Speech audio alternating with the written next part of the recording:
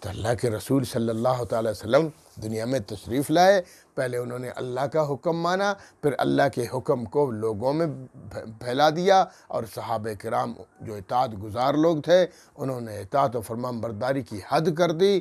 پھر اللہ رب العالمین کا وعدہ پورا ہو گیا کہ اللہ پاک نے ان کو پھر غلامی سے، جاہل لوگ تھے، ان پڑھ لوگ تھے، مشرک لوگ تھے، اور پھر اللہ رب العالمین نے پھر اطاعت کی وجہ سے، فرما برداری کی وجہ سے کہاں سے کہاں پہنچا دیا کہ فارس بھی انہی کے ہاتھوں سے فتح ہوا، روم بھی فتح ہو گیا، اور یمن بھی فتح ہو گیا۔ یہ تو مشہور بڑے بڑے ملک تھے اور بڑی بادشاہتیں اور بڑی سلطنتیں کی تھی، باقی چھوٹے تو پوری دنیا میں پھیل گئے۔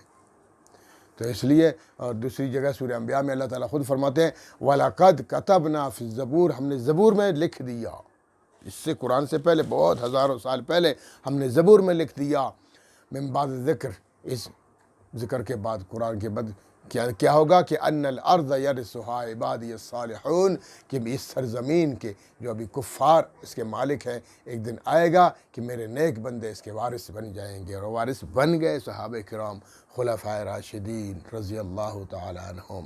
انہوں نے اطاعت کی حد کر دی، اور پھر اللہ رب العالمین نے اپنی رحمتوں کی بارش کی حد کر دی ان پر، پوری دنیا کا کنٹرول ان کے ہاتھ میں آ گیا۔ عظیم لوگ تھے۔ آج اگر کچھ لوگ ان کی عزت کو ہمارے دل و دماغ سے نکالنے کی کوشش کرتے ہیں، وہ ناکام کوشش ہے۔ جتنا بھی وہ خلفائے ثلاثہ کے خلاف بکواس کرتے پھرے، ہمارے دل و دماغ میں قرآن نے نقش کر دیا ہے صحابہ کرام کی عظمت کو، کہ انہوں نے نبی پاک صلی اللہ علیہ وسلم کی بڑی اطاعت کر لی اور فرمانبرداری کر لی۔ وہ تو ایک معمولی سی غلطی کو بھی کفر سمجھتے تھے اپنے لیے، وہ عظیم لوگ تھے۔ قرآن نے ان کو شیشے کی طرح صاف ظاہر کر دیا کہ وہ عظیم لوگ تھے۔ میں اللہ تعالیٰ خود فرماتے ہیں کہ رضی اللہ عنہم ورضوان، اللہ خود فرماتے ہیں اللہ ان سے راضی، وہ اللہ سے راضی۔ جب اللہ ان سے راضی ہے اور وہ اللہ سے راضی ہے، تو آج اگر کچھ لوگ ان سے ناراض ہوتے رہیں، دفع ہو جائیں۔ اور کتنے عظیم لوگ تھے، جیسے میں نے کہا نا، چرواہے، اونٹ چرانے والے لوگ تھے۔ وہ کہتے ہیں نا، تیری فیاضی نے ذروں کو بنایا آفتاب، بن گئے اونٹوں کے چرواہے زمانے کے امام، جو نتے خود راہ پر اوروں کے ہادی بن گئے، کیا نظر تھی جس نے مردوں کو مسیحا کر دیا۔ سبحان اللہ۔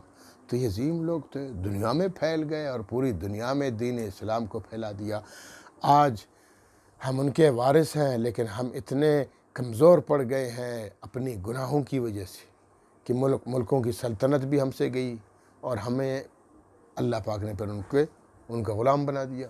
اگر ہم آج دوبارہ اٹھیں گے اور اطاعت کریں گے، سب سے پہلے اپنے دین پر چلیں گے، تو اللہ رب العالمین دوبارہ ہمیں سلطنت عطا فرمائیں گے، پوری دنیا کا کنٹرول پھر ہمیں عطا فرمائیں گے۔